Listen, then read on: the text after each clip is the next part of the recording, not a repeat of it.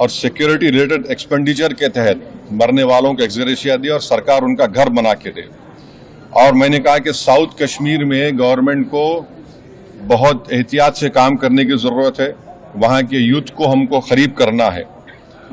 और जो ऑपरेशन सिंदूर हुआ उसका मेरी नज़र में सबसे बड़ा इम्पोर्टेंस ये है कि मुरीद के और भावलपुर पर अटैक होना, ये नॉन टेररिस्ट ऑर्गेनाइजेशन के हेडक्वार्टर्स हैं। ये बहुत अहम जिसको हमको समझने की ज़रूरत है। मिलिट्री स्ट्रेटेजी वाइज आप देखेंगे अब हमारे देश के लिए दो फ्रंट पे हॉस्टिलिटी होगी, LAC और LOC पर। इसलिए कि जब 16 में उरी हुआ, 2019 में हम बालाकोट किए, आज हमारी 50,000 फौज गलवान और पे बैठी हुई है।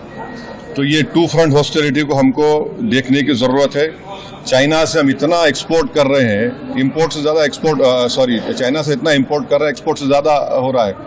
तो हम चाइना पर भी इम्प्रेस करें कि वो पाकिस्तान को, TRF को जितने टेररिस्ट वांटेड है इंडिया उसको हवाले करें।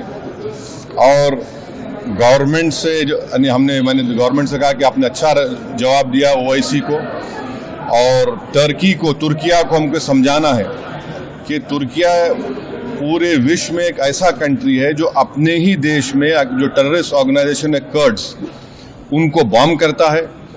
इराक में जब तक उनसे डील नहीं वहाँ बॉम्ब करता था, अब सीरिया में भी बॉम्ब करता है वो।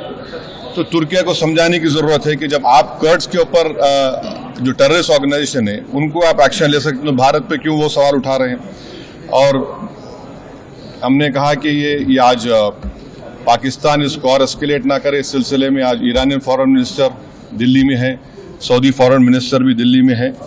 और जो देश में मैंने कहा कि जो एक यूफोरिया है, इसको सरकार को देश को और मुत्तहिद करने के लिए और देश को ताकतवर बनाने के लिए इस्तेमाल करना पड़ेगा।